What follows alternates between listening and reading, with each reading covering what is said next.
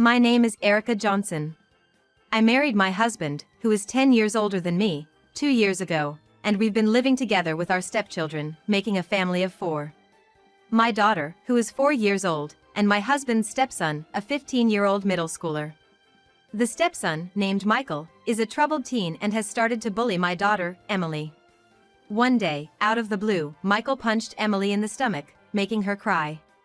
When I rushed over after hearing Emily's cries, I found Michael taking photos, seemingly amused by the situation. What are you doing? Well, her face is just so funny. I barely hit her, and she's crying like a baby. What a crybaby. When I asked Emily, it seemed Michael had punched her in the stomach without any warning. He didn't hold back and seemed to have hit her with quite a bit of force.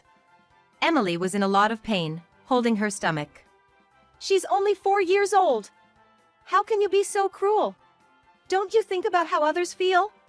I couldn't stay silent after seeing my daughter hurt like this. So I scolded him sternly. But then, Michael turned his anger towards me. Shut up. You're not even my real mom. Stop acting all high and mighty. With that, he shoved me away. Michael tends to lash out physically when something upsets him. Even towards me, a woman. I could tolerate it if it were just me, but I can't forgive him hurting Emily. Since talking to Michael didn't work, I decided to discuss this with my husband. When my husband got home and I brought up Michael's behavior, he looked visibly upset. Complaining about Michael again? You always favor your own daughter. It's because of your attitude that Michael acts out. I understand that no parent likes to hear their child criticized. But in this situation, Michael was clearly in the wrong. I pleaded with my husband to talk to Michael, as nothing I said seemed to matter. But my husband just seemed annoyed. Why do I have to lecture him? I'm tired from work. Michael hit a 4-year-old girl. Isn't it normal to scold him for that? Maybe Michael had his reasons for hitting her. It's not fair to blame only him. What reason could there be? He was taking pictures of Emily crying, for fun. That's crossing a line. And for Michael's future, he needs to be disciplined now, or he might end up in real trouble. Stop nagging. It's Emily's fault for provoking Michael. I get that you love your own daughter more, but blaming Michael is wrong. It's actually my husband who always favors his own child. Whenever something comes up, my husband always prioritizes Michael. Even when we talk about going out to eat, he never listens to Emily's opinion and only cares about what Michael wants. It seems like Emily has her grievances, but she always keeps them to herself. I guess she's scared of getting scolded by my husband and Michael if she speaks up. The image of Emily's sad face comes to my mind, and I feel my emotions rising. If we're going to keep living together, you need to discipline Michael properly. You say I only dote on my daughter, but isn't that what you're doing? Emily is always being forced to hold back. I wish you'd think about her a bit more. What? What did you just say? I could see that my words had made my husband even angrier. While we were arguing, Emily came over. Probably worried about what was happening. What's going on? Mom, are you guys fighting? I'm sorry for scaring you. Damn, what an annoying kid. I can see why Michael wants to hit her. What? What are you saying in front of Emily? Well, it's true, isn't it? She always starts crying over nothing and never warms up to us. That's because you've never opened your heart to Emily. Man, I shouldn't have married a divorced woman with a kid. I felt something break inside me at my husband's words. I just can't go on with this person anymore. That's what I was certain of. Leave right now. What? I'm fed up with you guys. Let's just get a divorce. Don't get mad. It's her fault she gets hit. You always take your daughter's side. Try being a good kid for once.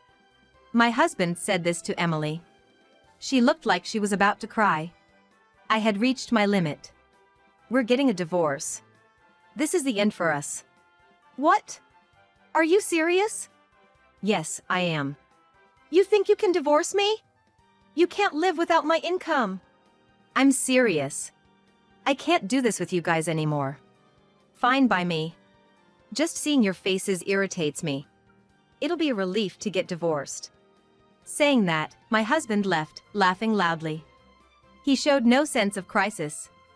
Later, I signed the divorce papers I had prepared earlier and submitted them to the court. These papers were actually prepared by my husband. Whenever he was unhappy with something, he would threaten divorce. If you're gonna keep complaining, I'll just divorce you. I only asked you to discipline Michael. Why does it have to come to divorce? It's because you keep making Michael out to be the bad guy. I was just saying it's not good for Michael's upbringing to keep going like this. He's out at night, causing trouble at school. That's why you're so annoying. Sign here, and I'll submit it to the court. This was how my husband had threatened me, showing me the filled-out divorce papers. I think I lost any love for my husband about a year after we got married. But I stayed because I wasn't ready to leave yet. I didn't just file for divorce. I also filed a report for the harm done to Emily. When I talked to Emily, it turned out that she had been hit by Michael many times when I wasn't around. Emily had been threatened by Michael that he'd hurt her badly if she told me, so she never reported it. There were also several injuries on her body caused by Michael. Additionally, Emily had the habit of keeping a daily diary. She had meticulously recorded the instances when Michael hit her. I submitted this diary to the police.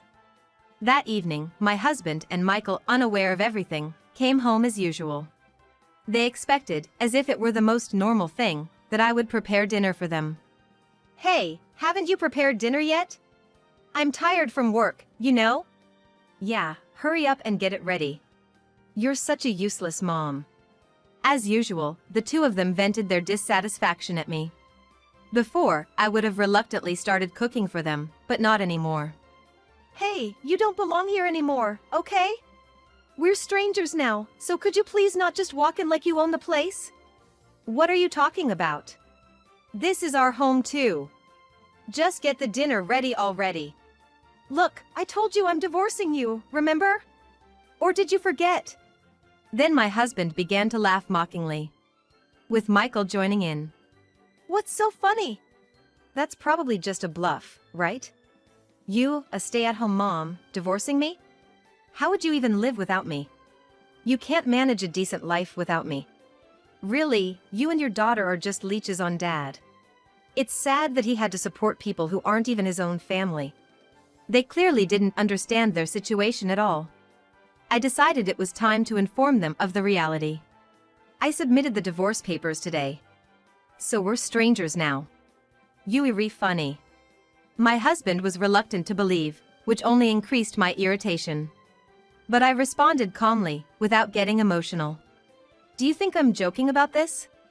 If you think it's a lie, go check with the office. We're strangers now.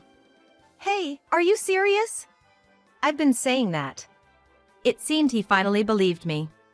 His face, which had looked so smug before, suddenly paled. But how are you going to live as a stay-at-home mom? You're not expecting me to raise 2 kids on my own, are you? Of course, I'll take care of Emily.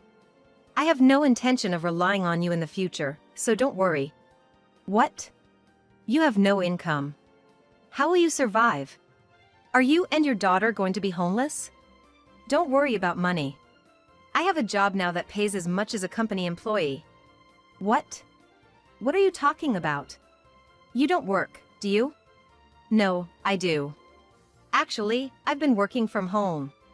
I've been saving up, just in case something like this happened. Hearing that I had been working, my husband was visibly shocked. I started working from home as a web designer about a year ago. With nearly a decade of experience in a web production company, I had the necessary skills. At first, my earnings were just pocket money, but after landing a big project, I now earn as much as my husband. I had quit my job a few months after we got married. At his insistence. He never imagined I could earn this much. He was speechless for a moment. So you've been secretly working behind my back? I had to protect Emily. Plus, I didn't want to depend on you for the rest of my life. What? It's like you were planning to divorce me from the start. When I first met you, I thought your assertive personality was manly and good. But after marrying, I realized it was different. You're always selfish, and you raise your voice whenever something doesn't go your way. I guess Michael picked up that trait from you. What? My husband was clearly displeased, but I didn't care and continued. I used to be concerned about his mood, but not anymore. Then I turned to Michael. What do you want? I've reported to the police what you did to Emily. The report has been accepted, so please make sure to pay for your actions. Police? Michael was clearly shaken by the mention of the police. Even he was afraid of them. You really filed a report? He asked in a trembling voice. I nodded firmly in response. But I only punched her in the stomach, right? That can't be enough to involve the police. Everything you've done to Emily has been revealed. She's been keeping a diary of everything that's happened. Plus, there are marks on her body that you caused. She's told me everything. Then Michael looked down and clicked his tongue. Emily isn't here. I didn't want her involved in our conversation, so I left her with my parents. Damn her! Telling unnecessary things. It seems you threatened her, saying if she told me, you'd hurt me too. She didn't want me to get hurt, so she kept quiet. Unlike you, Emily is a considerate child. I may have been harsh, but I spoke my mind. Then Michael looked at me with pleading eyes. Please, anything but the police. I don't know what they'll say at school if this gets out. No, I will not forgive you. Why not? I'm part of your family, aren't I? What are you saying now? Sorry, but I don't think of you as my son. And I'm divorcing this man anyway. From now on, we're nothing to each other. Saying this, I coldly dismissed Michael. Then Michael looked down and began to cry softly. Ignoring him, I continued speaking to my husband. So, as promised, please leave this house. You don't belong here anymore. What are you talking about? This house is mine. You're the ones who should leave. I couldn't help but laugh at my husband's words. Apparently, he had forgotten something important. What's so funny? You're mistaken thinking this house is yours. What? This house is definitely mine. Don't be ridiculous. This house is in my name, remember? What? My husband's mouth fell open in shock. He went silent for a while, his face turning pale as he remembered. You might have left the contract to me, but we agreed to change it to your name later, right? We talked about it, but you said you didn't want to deal with the paperwork and told me to leave it in my name. Forgot that too? So this house is still in your name? Yes, I've been saying that. I've been paying most of the rent anyway. You can't complain if I keep it, right? My husband fell silent. We've been living in an apartment with a rent of about $4,000. For about half a year after we got married, my husband paid it, but then he stopped contributing much to our living expenses, and I had to pay. I wasn't working at the time, so I had to dip into my savings to get by. I asked him to contribute to the living expenses, but he refused. And even got angry and lashed out at things, so I couldn't press him further. Realizing the house wasn't his, my husband began to show obvious signs of distress. So if the house is in your name, we're the ones who have to leave, right? That's right. I've been paying most of the rent, after all. So, what if we don't get divorced, then? What? He had been the one to push the divorce papers at me, and now he was changing his tune. I was appalled at my husband's sudden shift in attitude. It seemed there was a reason he didn't want the divorce. Please! I can't afford to divorce you right now. Why? Weren't you the one who said you were ready to dump me anytime? Yeah, but I'm in trouble now. What do you mean? Actually, I don't have much money right now. My husband murmured this. Then he began to reveal something he had never told me before. I didn't tell you, but about 6 months after we got married, my salary was cut. Now, it's only about 2/3 of what it was when we first got married. Why did your salary get cut? He turned away, seeming to find it hard to answer. From his reaction, it seemed like he had caused some kind of problem. My guess was right. Apparently, he made a mistake at work that was bad enough to get him fired, and his salary was cut as a result. He somehow managed to avoid being fired after convincing the company. Even with a 2/3 salary, he was still earning more than most people his age. But the reason he had no money was that he was pouring his earnings into gambling. He used gambling to relieve stress from work. There were times he won, but more often, he lost, and his savings were nearly depleted. That must have been why he stopped contributing to the household. He had no money left due to gambling. Now it all made sense. I understand that you don't have money, but I still have no intention of staying with you. I've already submitted the divorce papers. We can just submit the marriage papers again, right? What's the point for me to stay with you? I'd get nothing but a violent stepson who hurts my daughter. Hey, stop saying bad things about Michael. He's hurting too. Michael was sitting nearby, crying. Seeing him like that didn't affect me. Emily had suffered much more than him. It might sound harsh, but I wish Michael would suffer a lot more. You always take your son's side. Well, yeah, Michael is my real son. Then it's only fair for me to side with my real daughter, right? To protect Emily, I'll cut ties with you. Please, never bother us again. I spoke firmly, but my husband seemed unable to accept it. Then he started saying this. Did you tell our parents about the divorce? I bet my dad and mom won't agree. My parents agree with the decision, and I've already informed your parents. They even apologized on your behalf. No way! He couldn't believe it. But it was true. I had already informed my in-laws. Fortunately, they are reasonable people. When I told them about the situation at home, they deeply apologized. They said they had no right to oppose our divorce and agreed with it. However, my husband still didn't want to believe it. There's no way my parents would agree. They were so happy about our marriage. Why don't you check with them then? He seemed unsure about it. And hesitated. So, we're divorcing, right? There's a matter of packing your things.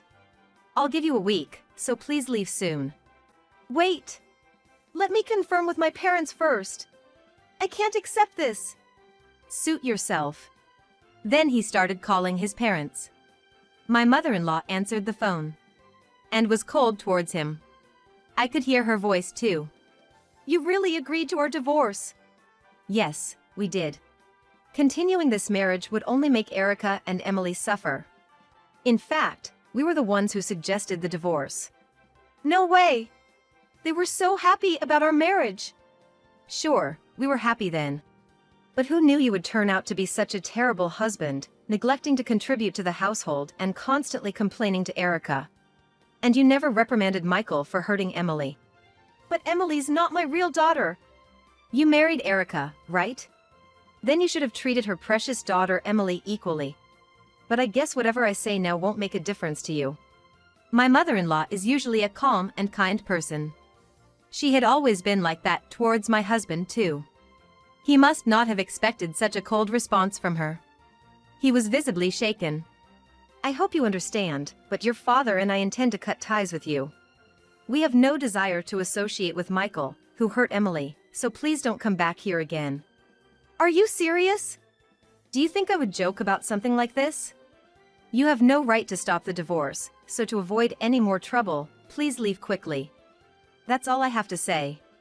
Goodbye. With that, my mother-in-law unilaterally ended the call.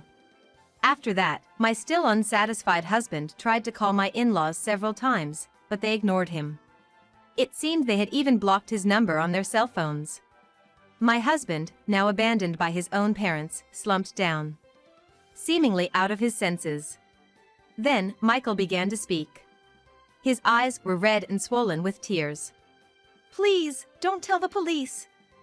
I was having a hard time at school and I took it out on Emily. I knew it was wrong, but I couldn't help myself. Michael, tearfully, began to explain his feelings. The reason he had been harassing Emily was due to stress at school. Despite his flashy appearance and behaving like a delinquent, it seemed Michael was completely ignored by his schoolmates. He was supposedly part of a certain delinquent group, but even they didn't really consider him a friend and just used him. Michael was lonely, having no real friends and always feeling isolated. He told me all this while crying. But that doesn't change the fact that you hurt Emily, does it? Just because you were hurt doesn't mean you can hurt others, right? Of course, I had no intention of forgiving him easily. Michael probably thought he would be forgiven if he told the truth. His eyes filled with even more tears. I'm really sorry. I won't ever hurt Emily again. If this gets out at school, I'll lose whatever place I have left. I can't bear to be hurt anymore. So it's only you who shouldn't be hurt? It's okay to do whatever you want to others? Of course, I'm sorry, but please, not the police. I'm sorry, but I will never forgive you. The police are already on their way, so be prepared for questioning. No, no. Michael collapsed to the ground, crying loudly. Then, my husband spoke up again. Please, spare him from the police. He didn't mean any harm. So if there's no ill intent, it's okay to punch a small child? To scratch with your nails? To pull hair? No, I didn't mean that. My husband was overwhelmed by my assertiveness. I used to be someone who just followed what he said. But not anymore. At that time, I was more assertive than I had ever been before. From now on, please never show your face in front of us again. If you try to contact us, I'll immediately call the police. Do you really hate me that much? My husband asked in a trembling voice. His eyes were also red. I despise you. Just looking at your face fills me with revulsion. I told him this clearly, and he began to cry. What did I do wrong? Not knowing the reason is exactly why it's over. You two just go on and live your lives. Emily and I will be happy together. My husband, who had always been overbearing to me, seemed truly shocked by the word hate. As we were having this conversation, the police arrived at the house. It seemed they came for an investigation. Then, we underwent questioning by the police. Michael was just crying and couldn't really talk, so I spoke on his behalf and told them everything. Of course, I proceeded with the divorce. I demanded compensation from Michael for injuring Emily. Naturally, Michael had no money to pay, so my ex-husband ended up bearing the cost. The compensation forced my ex-husband into debt. Even so, his gambling habit didn't change and his debts snowballed. Eventually, debt collectors came to his workplace, and he decided to quit his job. He then started working part-time, barely scraping by. As for Michael, the fact that he had hurt Emily spread around the school, and he became even more isolated. Unable to attend school, he began living a reclusive life at home. With no friends, Michael must be leading a lonely existence. Of course, I feel no sympathy for them. In fact, I feel relieved that they are getting their just desserts. On the other hand, I moved out of the apartment with Emily to a different place. I didn't want to continue living in a place filled with memories of them.